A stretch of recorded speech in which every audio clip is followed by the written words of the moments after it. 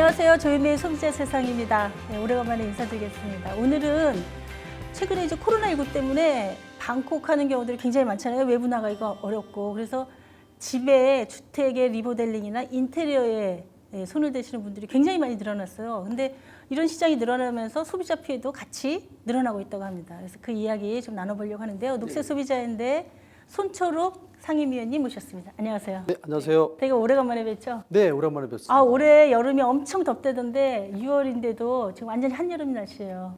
네, 여기 오는데 네, 땀을 뻘뻘 흘렸습니다. 큰일 났어요. 네. 우리 이제 완전히 아프리카 같은 열대 기후 네, 네. 그렇게 완전히 변한 것 같아요.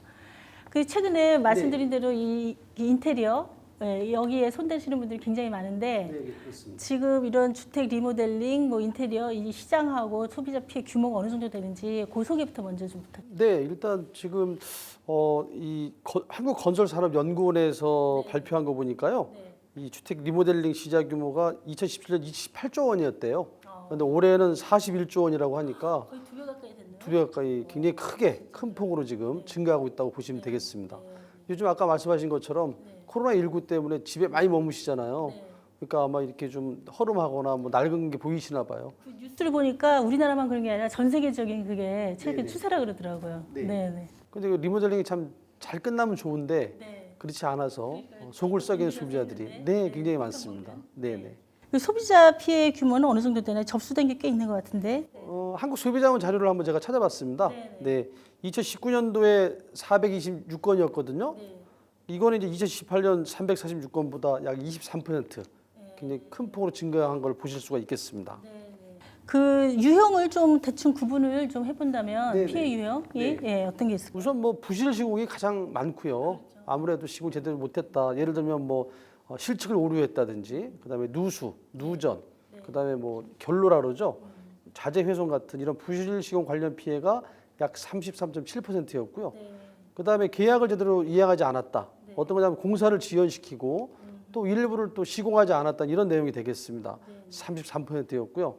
그다음에 하자 보수 제대로 안 해준다. 일단 공사는 끝났는데 하자가 생길 수 있잖아요. 근데 하자 보수 안 해주고 지연하고 이런 게 약 19.7%.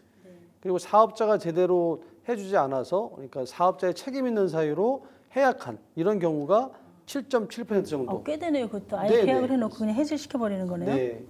주방이나 욕실, 거실 뭐 이런 거에 따라서 또 피해 규모도 좀 다를 것 같아요. 그렇습니다. 이제 공사를 어떻게 하느냐에 따른 차이인데요. 가장 큰 건 역시 이제 주택 전체 공사를 하는 경우가 많았어요. 그런 경우가 이제 가장 많아서 50% 절반 정도 좀 넘었고요. 주방, 그다음에 욕실, 바닥재 시공 이런 순서로 나타났습니다. 네. 그 사례를 좀 들어보시면은 네네. 아마 이제 피부에 금방 와닿으실 것 같고 사례를 통해서 이런 거 진짜 조심해야 되겠구나 이런 것도 많이 아실 것 같은데 몇 가지 좀 핵심적인 사례 좀 소개해 주시죠. 네. 얼마 전에 저희 사무실에 이제 좀 제가 아는 분이 찾아오셨어요. 그분이 이제 그 공무원이신 분인데 좀 큰 금액을 들여서 지금 퇴직을 앞두고 집을 새로 단장하시려고 거금을 들여서 인테리어 공사를 하신 모양입니다. 4천만 원 정도 들이셨다고 해요. 집값, 전세값. 네네. 그래서 이제 그 집을 공사하면서 깔끔하게 하고 들어오시려고 한 건데 거금을. 근데 이제 막상 들어오려고 했더니 굉장히 그 전부 다 하자 투성이 정말 여기저기가 도저히 뭐 들어올 수 없을 정도였다고 하시더라고요. 네네. 뭐 방충망, 천정 조명, 근데 강마루 이런 게 전부 다 그 부실을 했다고 그러는데요. 특히 강마루 시공이 좀 심각했던 모양이에요. 이게 사진을 막 저한테 보여주시는데 이렇게 이런 마루죠. 근데 이제 틈이 많이 벌어지고. 그러니까 거기에 이렇게 바닥에 쭉 가는. 네네 딱 이런 거거든요. 여기 그 사이에 틈이 벌어지니까 거기에 예를 들면 명암 같은 게 꼽히고 뭐 다 꼽아놓으셔서 사진도 찍으셨더라고요. 그러다 보니까 이제 청소하실 때 걸레질할 때도 걸리적거리고 거기도 물기가 들어갈 수 있잖아요. 끝을 이제 깔끔하게 하질 못하는 거죠. 그렇습니다. 네네. 그래서 이게 이제 이분은 청소 제대로 못할 것 같고 그래서 이제 지금 이 공사가 너무 날림이다. 그래서 보수를 해달라. 제대로 다시 재시공을 해달라. 이렇게 요구하는 상태였습니다. 그러면은 저기 직접 받으셨으니까 네네. 상담을 네. 뭐 해결을 좀 해주신 거예요? 어떻게 지금 진행 중이에요? 지금 얼마 전에 이제 해결이 됐는데 이게 해결이라고 봐야 될지 모르겠어요. 뭐냐면은 근데 이 회사가 업체가 굉장히 큰 회사예요. 우리나라 가장 큰 이름 대면 금방 할 수 있는 그 회사였는데 이제 아시겠지만은 대개 이런 인테리어 공사는 본사에서 직접 계약을 하는 경우도 있지만 또 대리점을 통해서 하는 경우도 있잖아요. 그럼 이제 나중에도 말씀드리겠지만 이게 계약 주체가 과연 누구냐? 소비자는 본사를 보고 하지만 또 그쪽 상대방은 그 엄연히 다른 사업자, 그러니까 개인 사업자가 그 이름을 가지고 계약을 한 거잖아요. 그러다 보니까 책임을 서로 떠넘기는 이런 그 사례가 좀 발생했었거든요. 결국 이제 결론적으로 말씀드리면 이분 같은 경우에 그 총 4천만 원 중에서 2천만 원을 안 주셨어요. 아, 잔금이 남아 있었고. 잔금을 안 줬습니다. 왜냐하면 이분도 그냥 꼼꼼하신 분이라 제대로 재수용하지 않으면 안 주겠다. 그래서 오히려 거꾸로 이제 그 회사 쪽에서 시공업체 쪽에서 돈을 안 주면 소송하겠다. 네, 그래가지고 이제 좀 분쟁이 좀 길어졌던 내용이거든요. 그래서 이제 소비자 쪽에서는 완벽하게 재수용해줄 주겠다. 그쪽에서는 이거는 하자가 아니다. 그래서 하자이냐 아니냐 때문에 상당히 장시간 그 분쟁이 붙었었습니다. 그럼 지금부터 진행 중이신 거네요. 그래서 이제 그 결국은 해결하는 쪽으로 서로 좀 양보를 하라고 이제 중재를 했고요. 이분은 사실 완벽하게 재시공을 요구했지만 사실 업체에서 재시공이라는 건 제가 봐도 좀 어려웠을 것 같고요. 네, 그래서 하자 보수를 해주는 걸로 하면서 대신 이제 그 잔금을 조금 돌려주시는 걸로, 그러니까 이제 일부를 좀 깎아서 잔금을 지불하시는 걸로 이렇게 합의를 하셨습니다.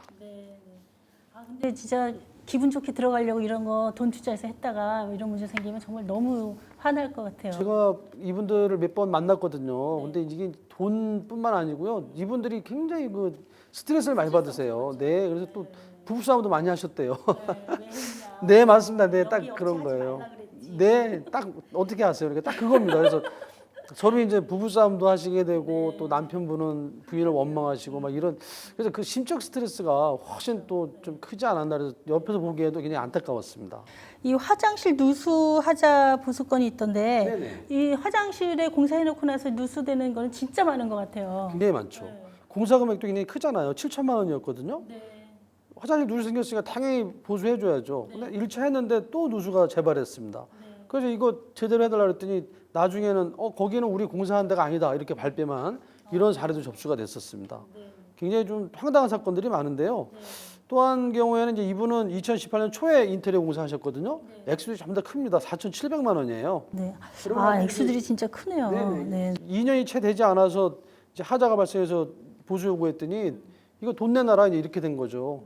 근데 이게 되게 이제 하자 보수 기간, 무상 보증 기간이 있잖아요. 그 기간 이내기 때문에 요구했던 건데 업체에서 이 보수비를 따로 요구한 이런 사례도 있었습니다. 그 계약을 할 때 그런 무상 보증을 어느 정도 할지 하는 걸 좀 명확히 해놔야 되겠네요. 명확히 해놓으셔야 예, 이런 하자들이 생길 가능성이 높으니까. 그렇습니다.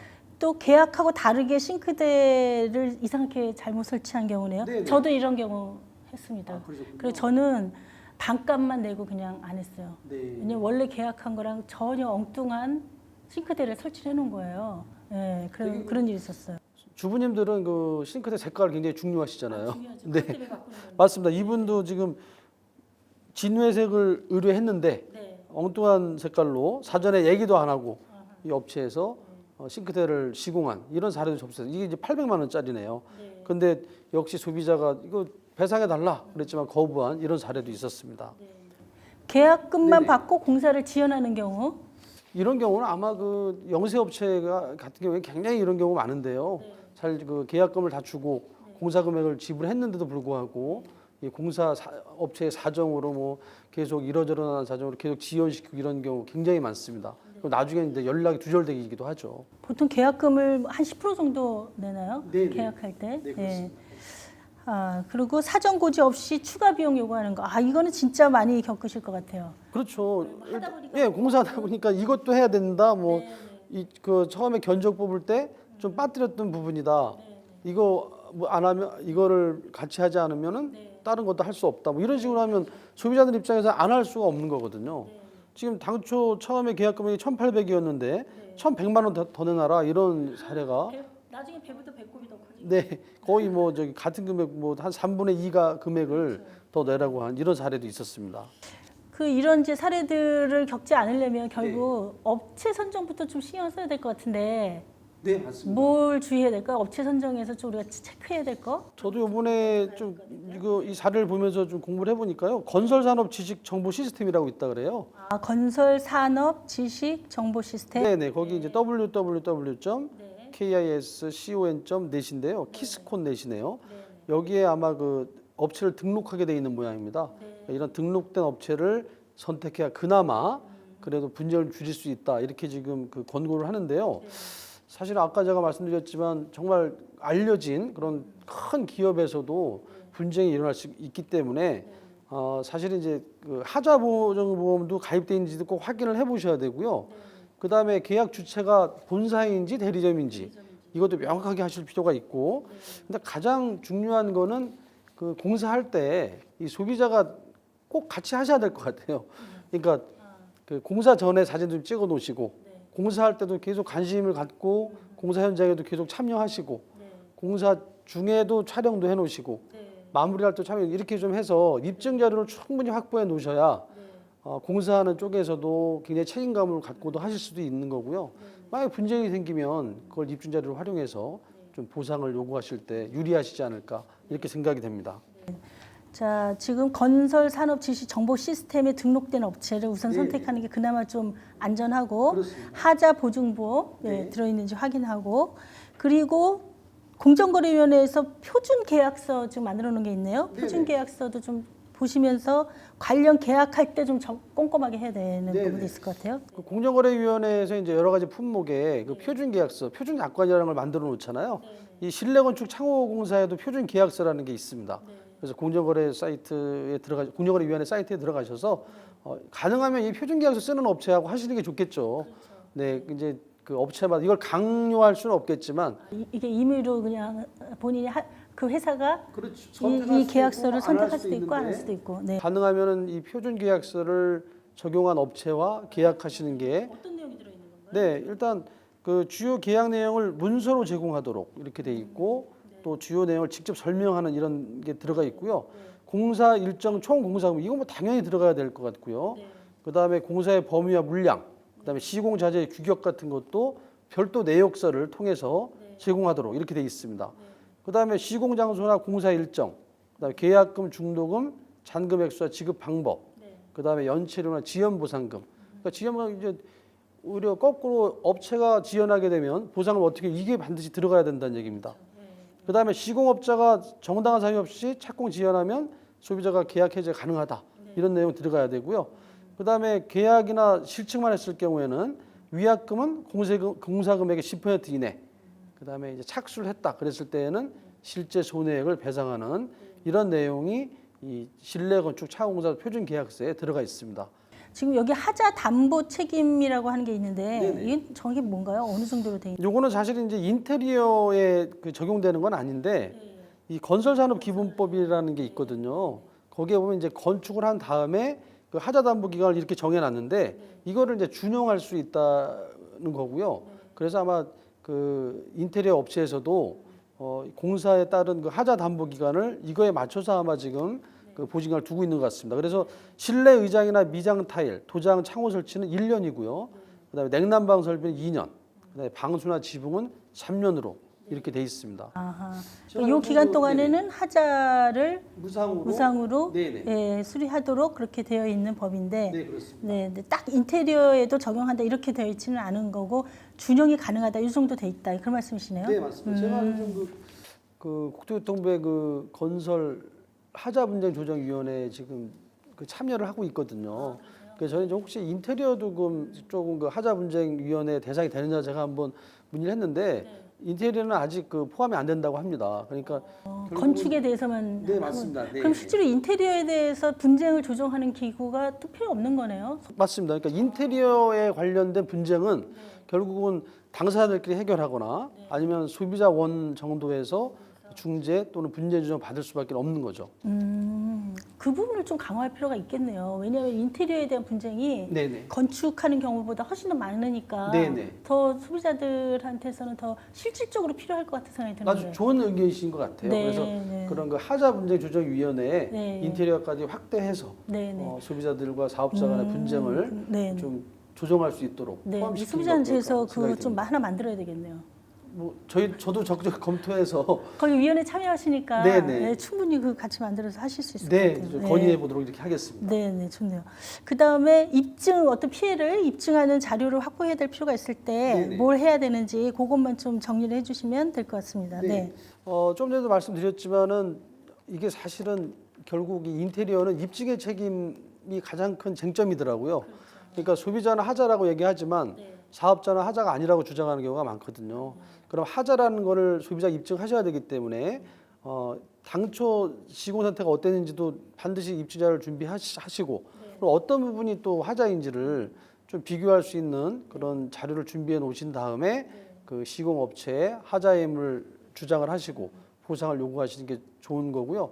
그러니까 좀 귀찮고 번거로우시더라도 이런 그 나중에 분쟁을 겪지 않으시려면 소비자가 많이 좀 노력을 하셔야 돼요. 그러니까 같이 공사 현장을 많이 지켜보시고 그다음에 사진도 많이 찍으시고 촬영도 많이 하시고 귀찮겠지만 자꾸 좀 그 사람들한테 그 공사하시는 분들한테 잔소리도 좀 하시고 그래야만 인테리어에 관련된 그 분쟁을 좀 줄일 수 있지 않을까 이렇게 생각을 해봅니다. 그렇습니다. 최근에 이제 많이 늘어나고 있는 인테리어나 주택 그 보수 시에 그 소비자 피해가 어떤 내용이 있고 어떻게 우리가 대처해야 되는지 하는 이야기 좀 해봤는데요.